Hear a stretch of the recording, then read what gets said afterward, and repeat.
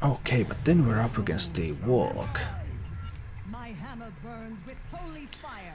Yeah, let's give that Warlock some holy fire. I might even keep the Gog Hammer here. This is most likely Zoo. Every single Warlock I have faced for some time now has been Zoo. Zoo is really, really popular now.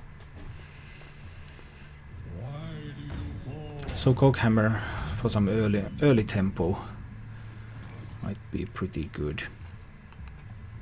I would really need to coin out the minibot, but then I don't have a play for turn 2 if I do. If I wait with the minibot until next turn, he's going to have enough power on board to kill it outright. So if I wait, yeah, I need to coin it out. Even though I don't have a follow-up. Because it's just going to die anyway next turn. And I won't get the Gog Hammer value then either. Now that I coin it out, I have a chance to get a 1/1 token on the board and maybe get something more useful. That active phase was a given. Let's make the 1/1 token and then I guess we wait.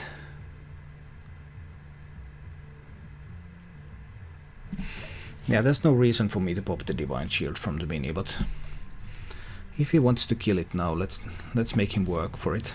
I can pop the Divine Shield next turn if he doesn't kill it for some reason, and then get some Gog Hammer value.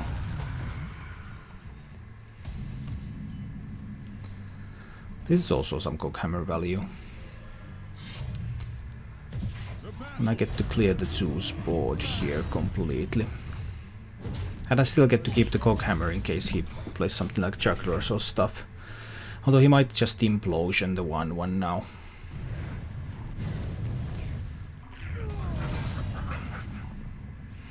I have the option to use my Consecration. I won't get to develop a board.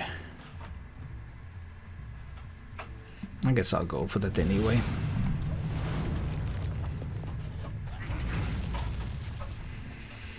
Next turn is most likely going to be Loatheb.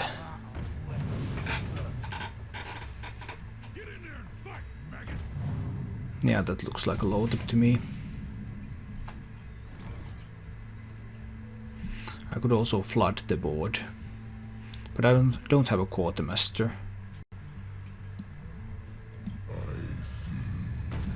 So it's Loatheb and kill the Abusive. It's good that he played the Abusive now, because that should reduce his chances of buffing the Dark Iron Dwarf. Maybe with a Defender of Argus. But that would still be just an even trade.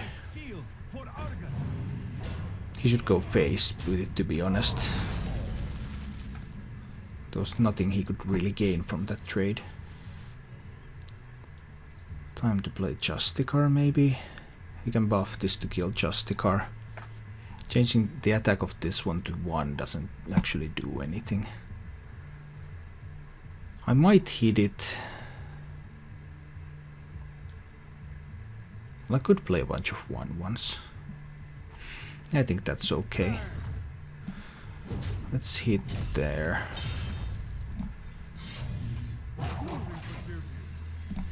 Master and hero power. This also gives me the out that if I draw one of the 2 Quartermasters that are in my deck, I will build a really strong board. That boom is a pretty tough nut though. I'm going to have to Peacekeeper the boom and hope he doesn't have a silence, but he most likely has a silence. Let's kill off the boom bots first. I can take that one to the face.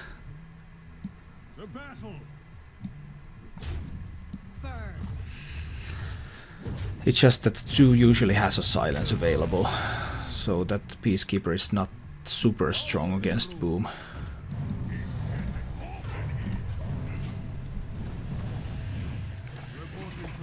And if he silences his boom, he can punch me for 7. And then if he has Leroy power overwhelming, that's 17. Well, that's still not quite lethal.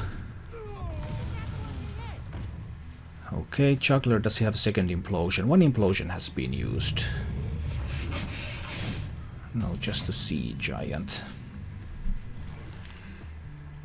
Alright. I could play Tyrion. Does he have that silence? I could kill the Juggler.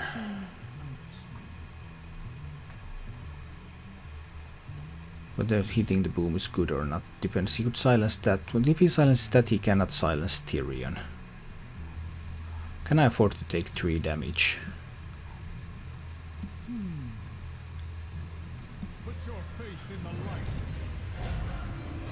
I might not be able to afford it.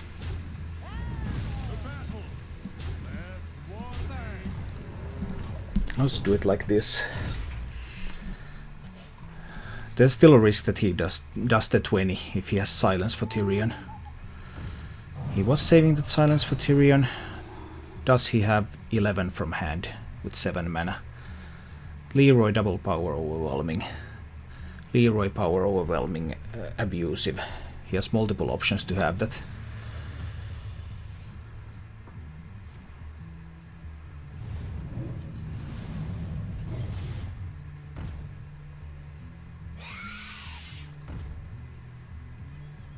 Okay, not lethal yet. That's good. That's good, at least. But I still have no answer to the sea giant. Guess I have to try to get some juggles in. And a heal, but hope he doesn't have burst. He just used the power overwhelming. So he might not have any burst here.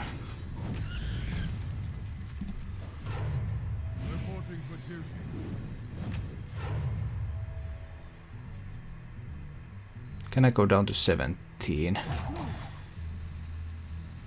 He would need 8 from hand. I don't think I can afford that.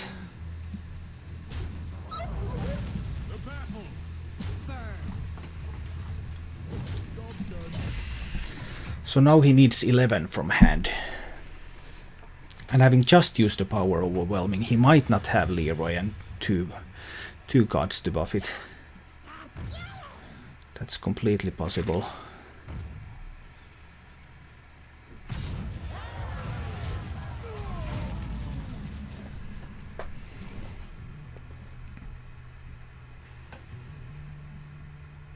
He has 11 here. I can lay on hands, but how am I going to win the game if I lay on hands? He needs 8 from hand. If I Quartermaster, I can take down the sea giant. Take this to a longer game. Is that even going to be enough?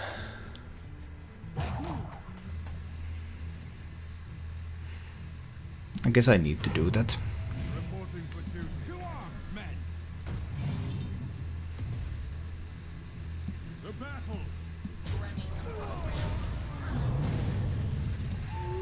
Silence the egg.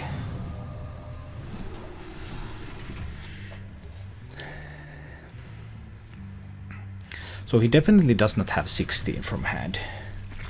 I'm alive for the moment.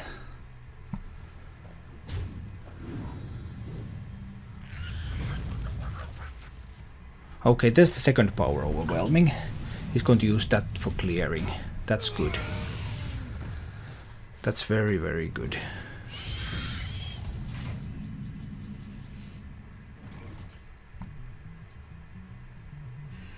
2, 4, 5, 6. He has 6 on board. He's not going to have 13 from hand. 7 minions on board. So I can kill the gang boss. Yeah, I think I will go for this. Let's try to fight for the board now.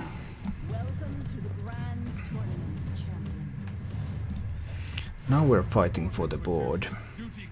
Let's kill the gang boss. No new imps will spawn because the board is full. Then I can also kill this imp.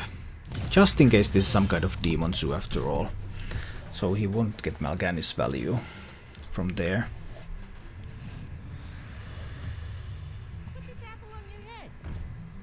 Oh no, it's going to be another imp. No, it's just a Void Walker.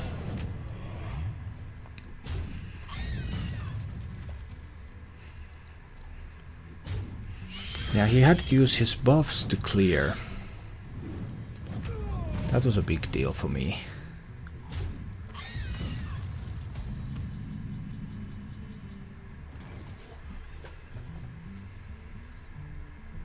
I still don't quite have lethal here.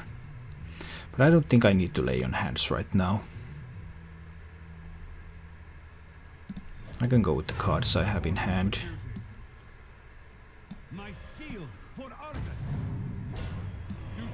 So I can take down this. I guess I will kill the juggler.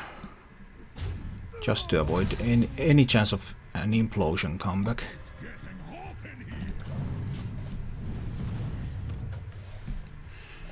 Now he should be in real trouble. He needs that Defender of Argus right now. Both power overwhelmings have been used. Okay, Sea Giant into Defender of Argus. That's really good for him.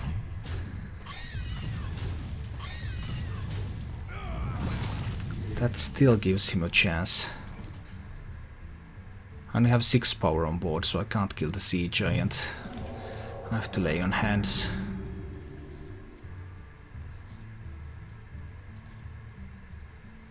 He's not going to be able to kill me this turn. I just need to make my board as wide as possible, and then I will kill him with Gormok next turn. Pass the taunt. All I need is something to survive, because I can make 2 tokens with my hero power. He can't clear enough. Gormok is going to kill him.